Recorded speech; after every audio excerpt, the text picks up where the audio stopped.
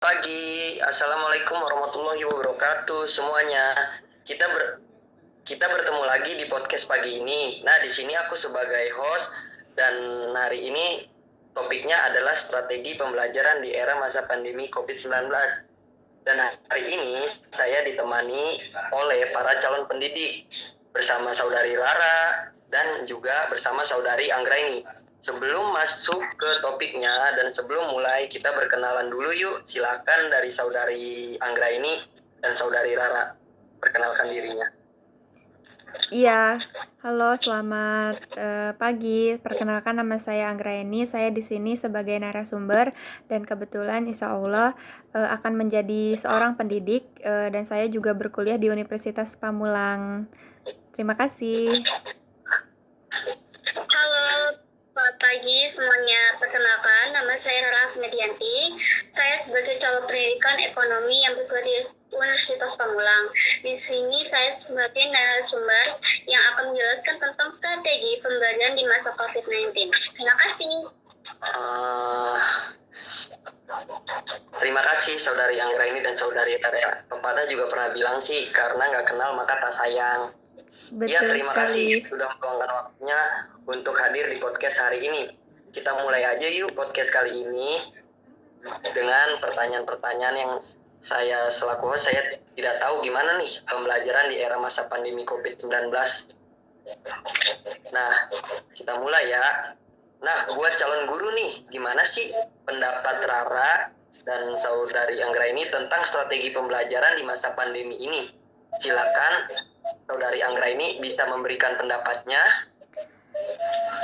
Iya, menurut aku sih cukup efektif, tetapi emang lebih enak dan lebih luas lagi kalau kita bertatap muka gitu kan, karena lebih efektif dan efisien kalau mengajar.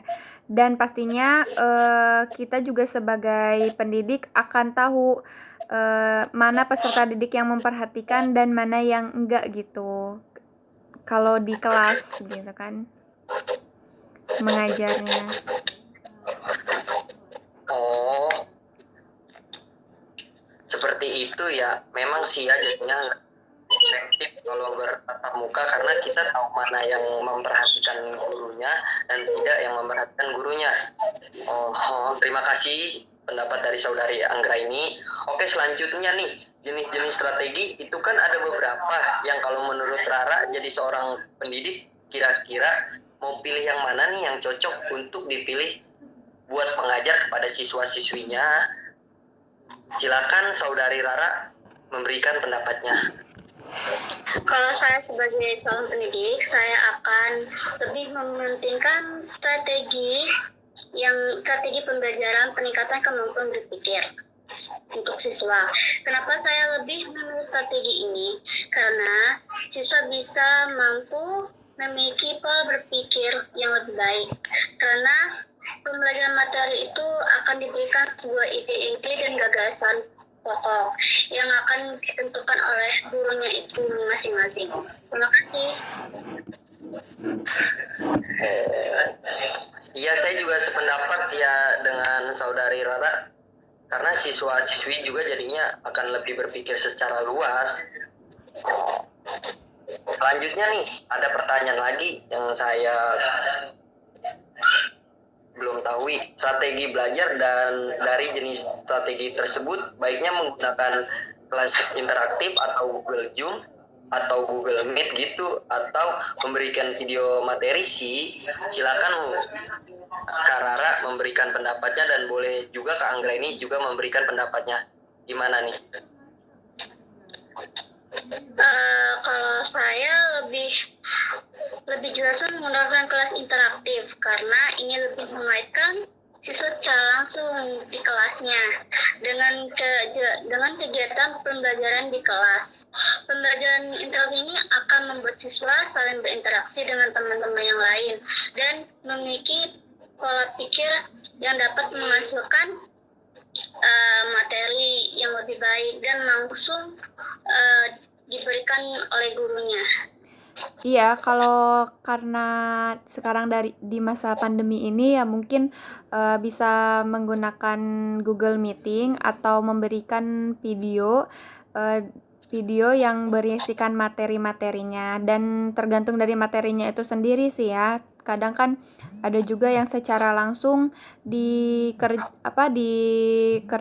didiskusikan lagi di forum diskusi. Jadi kita saling berkomunikasi gitu bersama para siswanya atau peserta didik itu sendiri gitu.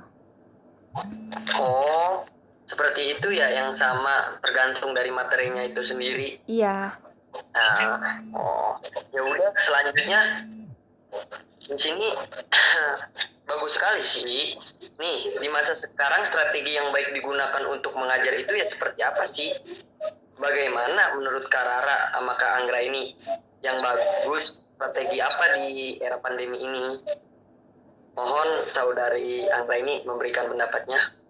Iya, yang tadi saya bilang kan, ya strateginya adalah yang misalkan menggunakan video, memberikan materi berbentuk video dan menjelaskan serta memberikan contoh-contohnya dan mendiskusikan lagi dengan peserta didik sehingga ada komunikasi dan berinteraksi antara pendidik dan peserta didik yang lainnya gitu. Jadi nggak hanya berfokus kepada video atau materi-materi yang disampaikan lewat PPT biasanya kayak gitu kan, PowerPoint gitu. Jadi bisa juga lewat video Zoom gitu, Google Meet gitu kan.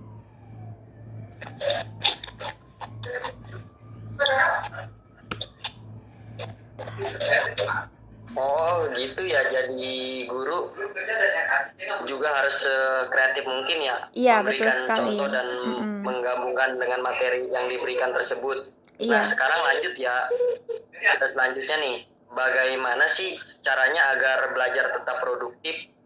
Nih kan kita sekarang lagi masa era pandemi COVID-19. Boleh silakan Saudari Rara memberikan pendapatnya, gimana sih lebih produktif pelajaran di era pandemi ini?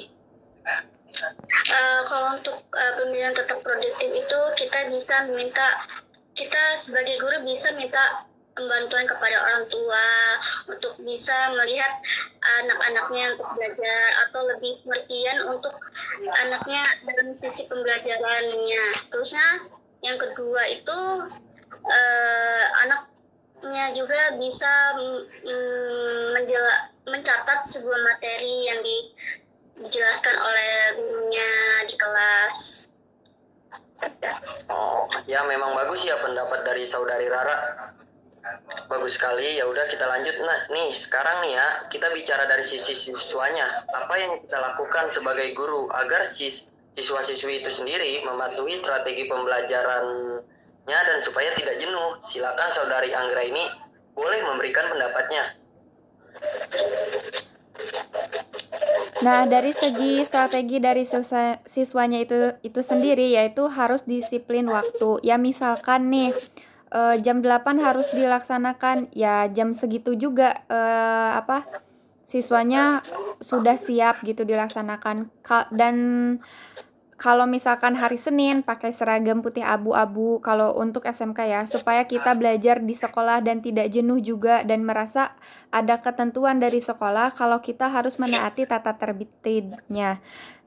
Sayang dong punya seragam tidak dipakai, walaupun kita belajar di rumah, tetapi kita punya kepedean banget harus seperti itu sehingga karakter ini akan terus berlanjut. Jadi saya berharap kepada murid sekalian yang bakalan aku ajar nantinya itu bisa kita ikuti prosedur tata tertib yang dikeluarkan oleh sekolah sehingga pada saat kita melaksanakan pembelajaran itu jadinya menyenangkan gitu kan. Jadi nggak merasa diam di rumah gitu kan, agar nanti pas masuk sekolah juga dia udah siap-siap sekolah dan menggunakan pakaian seragam dan nantinya akan terbiasa bangun pagi dan siap-siap. Kalau sudah diatur komitmen pada dirinya itu disiplin, ya insya Allah itu juga akan menjadi terbiasa dari siswanya sendiri gitu. Jadi nggak cuman di hari biasa nggak COVID mereka ke sekolah pakai baju sekolah. Nah, walaupun kita di rumah, tetap aja harus melaksanakan gitu kan. Ya, ide bagus juga ya. Jadinya siswa-siswi juga merasa di sekolah dan tidak bosan, serta jadinya siswa-siswi itu rapi dan mengikuti pembelajaran Iya, betul seperti sekali. biasa. Iya, Dan seperti sayang itu. juga ya kalau bajunya nggak dipakai. Mm-mm. Nah, untuk selanjutnya, banyak nih ya yang saya tidak tahu. Misalnya pembelajaran dimulai pada jam 8, tapi mereka bangun jam 10. Kalau sudah terjadi seperti ini, begitu kira-kira apakah harus resiko konsekuensinya, atau bagaimana sih supaya anak ini jadi ngerti dan tidak terlambat mengikuti kelas? Boleh Saudari Anggra ini dan Saudari Rara memberikan pendapatnya? Kalau saya menjadi seorang pendidik nantinya, apalagi di masa pandemi saat ini ya mungkin salah satunya cara yaitu ya harus kerja sama dengan orang tuanya.